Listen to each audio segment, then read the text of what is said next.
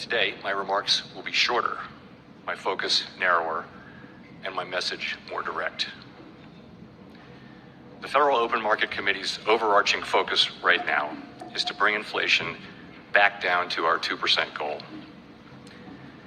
Price stability is the responsibility of the Federal Reserve and serves as the bedrock of our economy.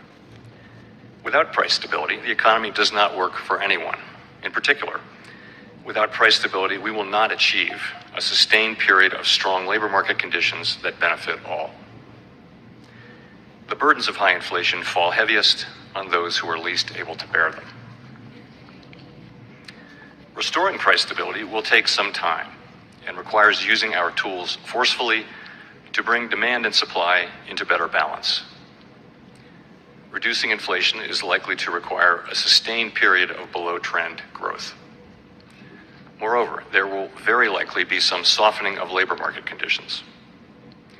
While higher interest rates, slower growth, and softer labor market conditions will bring down inflation, they will also bring some pain to households and businesses. These are the unfortunate costs of reducing inflation. But a failure to restore price stability would mean far greater pain. The U.S. economy is clearly slowing from the historically high growth rates of 2021, which reflected the reopening of the economy following the pandemic recession. While the latest economic data have been mixed, in my view, our economy continues to show strong underlying momentum. The labor market is particularly strong, but it is clearly out of balance, with demand for workers substantially exceeding the supply of available workers. Inflation is running well above 2%, and high inflation has continued to spread through the economy. While the lower inflation readings for July are certainly welcome, a single month's improvement falls far short of what the committee will need to see before we are confident that inflation is moving down. So, we are moving our policy stance purposefully to a level that will be sufficiently restrictive to return inflation to 2%. At our most recent meeting in July, the FOMC raised the target range for the federal funds rate to 2.25% to 2.5%, which is in the summary of economic projections range of estimates of where the federal funds rate is projected to settle in the longer run. In current circumstances, with inflation running far above 2% and the labor market extremely tight, estimates of longer run neutral are not a place to pause or stop. July's increase in the target range was the second 75 basis point increase in as many meetings, and I said then that another unusually large increase could be appropriate at our next meeting. We are now about halfway through the intermeeting period. Our decision at the September meeting will depend on the totality of the incoming data and the evolving outlook. At some point, as the stance of monetary policy tightens further, it likely will become appropriate to slow the pace of increases. Restoring price stability will likely require maintaining a restrictive policy stance for some time. The historical record cautions strongly against prematurely loosening policy.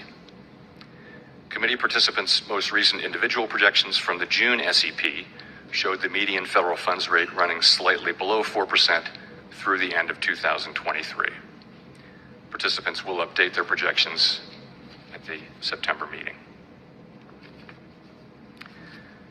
Our monetary policy deliberations and decisions build on what we've learned about inflation dynamics, both from the high and volatile inflation of the 1970s and 1980s, and from the low and stable inflation of the last quarter century.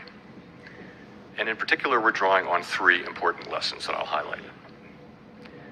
The first lesson is that central banks can and should take responsibility for delivering low and stable inflation. It may seem strange now that central bankers and others once needed convincing on these two fronts. But as former Chairman Ben Bernanke has shown, both propositions were widely questioned during the Great Inflation period.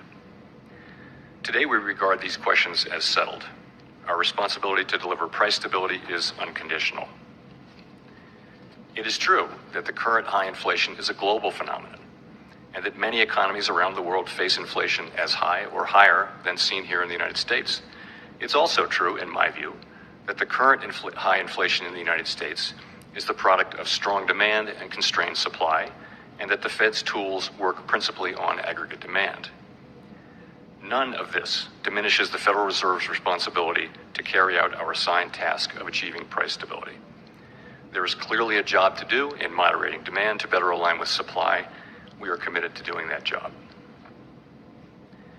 The second lesson is that the public's expectations about future inflation can play an important role in setting the path of inflation over time. Today, by many measures, longer-term inflation expectations appear to remain well anchored. That is broadly true of surveys of households, businesses and forecasters, and of market-based measures as well. But that is not grounds for complacency, with inflation having run well above our goal for some time. If the public expects that inflation will remain low and stable over time, then, absent major shocks, it likely will. Unfortunately, the same is true of expectations of high and volatile inflation. During the 1970s, as inflation climbed, the anticipation of high inflation became entrenched in the economic decision-making of businesses and households. The more inflation rose, the more people came to expect it to remain high, and they built that belief into wage and price decisions. As former Chairman Paul Volcker put it at the height of the Great Inflation in 1979, inflation feeds in part on itself, so part of the job of returning to a more stable and more productive economy must be to break the grip of inflationary expectations.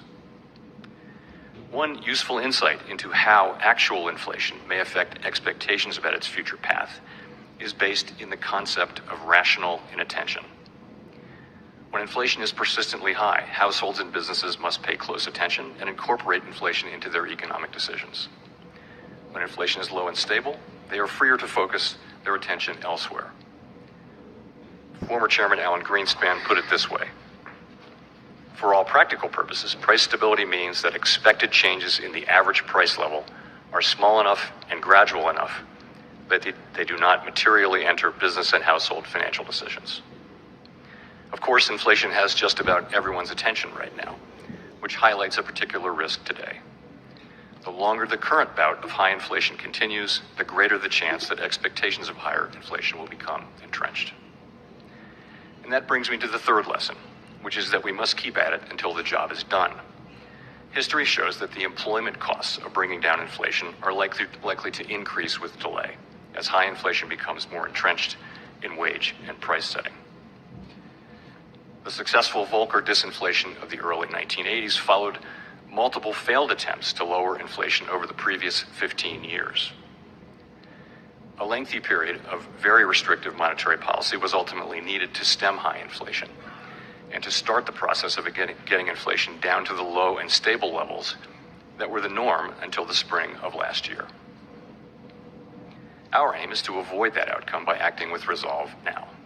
So, these lessons are guiding us as we use our tools to bring inflation down. We are taking forceful and rapid steps to moderate demand so that it comes into better alignment with supply and to keep inflation expectations anchored. We will keep at it until we're confident the job is done. Thank you.